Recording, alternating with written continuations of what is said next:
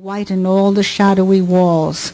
By evening, she'll have made it through another day.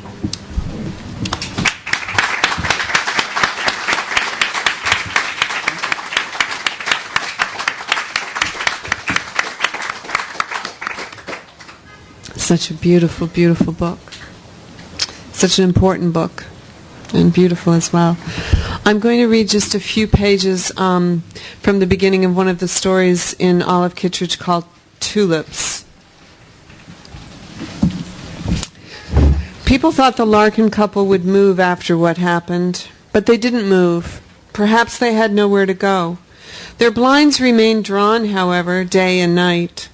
Although sometimes in the dusk of winter Roger Larkin would be found shoveling his driveway.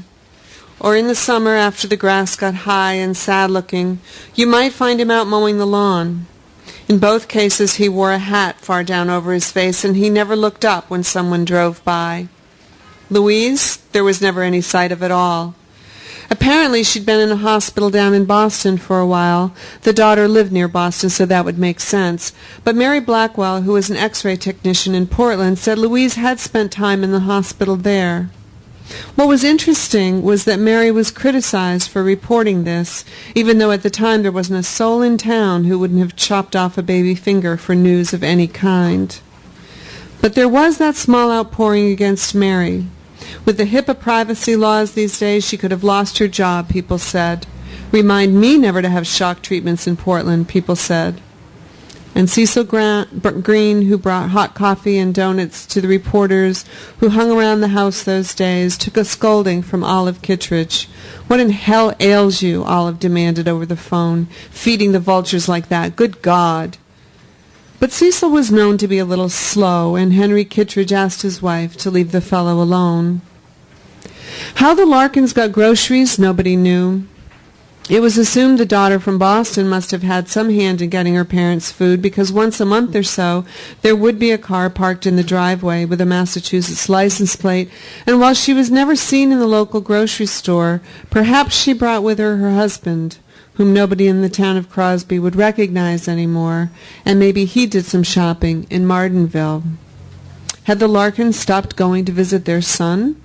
Nobody knew, and after a while people did not talk too much about it.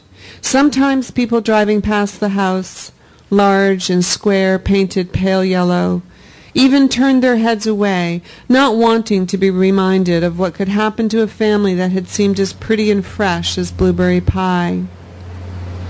It was Henry Kittredge responding in the middle of the night to a police call that the alarm in his pharmacy had gone off, a raccoon had made his way inside, who saw the Larkins pulling out of their driveway, Roger driving, Louise, presumably Louise, for the woman had a scarf around her head and was wearing dark glasses, sitting motionless beside him.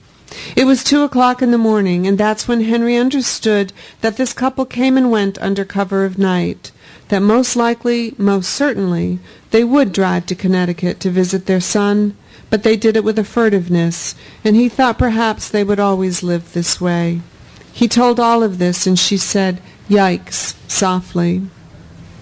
In any event, the Larkins and their home, and whatever their story was inside it, eventually receded so that their house with its drawn shades took on, over time, the nature of one more hillock in the dramatic rise and fall of the coastal landscape. The natural rubber band around people's lives that curiosity stretched for a while had long ago returned to encompass their own particularities. 2, 5, then 7 years went by. And in the case of Olive Kittredge, she found herself positively squeezed to death by an unendurable sense of loneliness. Her son Christopher had married. Olive and Henry had been appalled by the bossiness of their new daughter-in-law, who had grown up in Philadelphia and who expected things like a diamond tennis bracelet for Christmas. What was a tennis bracelet? But Christopher bought her one. And who would send back meals in a restaurant, one time demanding the chef be brought to speak to her.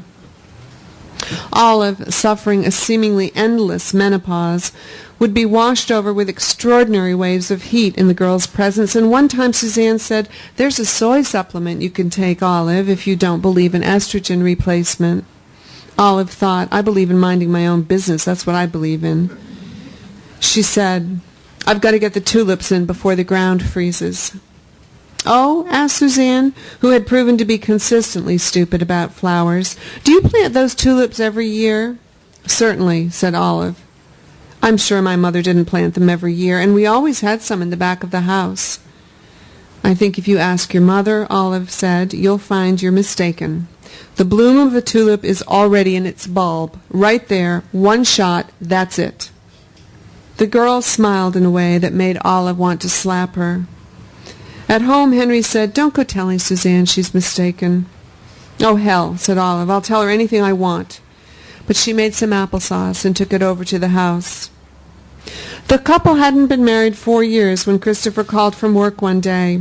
"Now listen," he said, "Suzanne and I are moving to California." For Olive, everything turned upside down. It was as though she'd been thinking, this is a tree, and here is a kitchen stove, and it wasn't a tree at all, or a kitchen stove either. When she saw the for sale sign in front of the house she and Henry had built for Christopher, it was as though splinters of wood were shoved into her heart. She wept at times with such noise the dog whimpered and trembled and pushed his cold nose into her arm. She screamed at the dog. She screamed at Henry. "I wish she'd drop dead," Olive said, "just drop dead today." And Henry didn't admonish her. California? Why all the way across this vast country? "I like sunshine," Suzanne said. "New England autumns are fine for about 2 weeks, and then the darkness settles in," and she smiled, lifting a shoulder. "I just don't like it, that's all. You'll come visit us soon." It was hard stuff to swallow. Henry, by then, had retired from the pharmacy. Earlier than planned, the rent had skyrocketed and the building was sold for a big chain drugstore to move in, and he often seemed at a loss for how to fill his days. Olive, who had retired from teaching 5 years earlier, kept telling him, "Get yourself a schedule and stick to it." So Henry took a woodworking class at the extension school in Portland and set up a lathe in the basement, eventually producing 4 uneven but quite lovely maple salad bowls. Olive pored over catalogs and ordered 100 tulip bulbs. They joined the American Civil War Society. Henry's great-grandfather had been at Gettysburg, and they had the old pistol in the hutch to prove it. Driving up to Belfast once a month to sit in a circle and hear lectures about battles and heroes and so forth. They found it interesting. It helped. They chatted with other Civil War people, then drove home in the dark, passing the Larkin house, where no lights were on. Olive shook her head. "I always thought Louise was a little off," she said. Louise had been a guidance counselor at the school Olive taught in, and there was something about Louise. She would talk too much and too gaily, and wore all that makeup and put such a fuss into her clothes. She got absolutely tipsy at the Christmas parties, Olive said, one year downright drunk. I found her singing Onward Christian Soldiers sitting on the bleachers in the gym. Honestly, it was disgusting. "Well," said Henry. "Yes," agreed Olive. "Well, indeed." And so they were getting on their feet, Olive and Henry, finding their way in this retirement land, when Christopher telephoned one night to say calmly that he was getting divorced. Henry was on the phone in the bedroom, Olive on the phone in the kitchen. "But why?" they asked in unison. "She wants to," Christopher said. "But what happened, Christopher? For God's sakes, you've only been married a year." "Mom, it's happened, that's all." "Well, then come on home, son," Henry said. "No," Christopher answered, "I like it out here, and the practice is going well. I have no intention of coming back home." Henry spent the evening sitting in the living room with his head in his hands. "Come on, snap out of it," Olive said. "At least you're not Roger Larkin, for God's sake." But her hands were trembling, and she went and took everything out of the refrigerator and cleaned the inside and the racks with a sponge that she dipped into a bowl of cool water and baking soda. Then she put everything back into the refrigerator. Henry was still sitting with his head in his hands. More and more often, Henry sat in the living room with his head in his hands. One day he said with sudden cheerfulness, "He'll come back. You'll see." "And what makes you so sure?" "It's his home, Olive. This coastline is his home." As though to prove the strength of this geographical pull on their only offspring, they traced their genealogy, driving to Augusta to work in the library there, going to old graveyards miles away.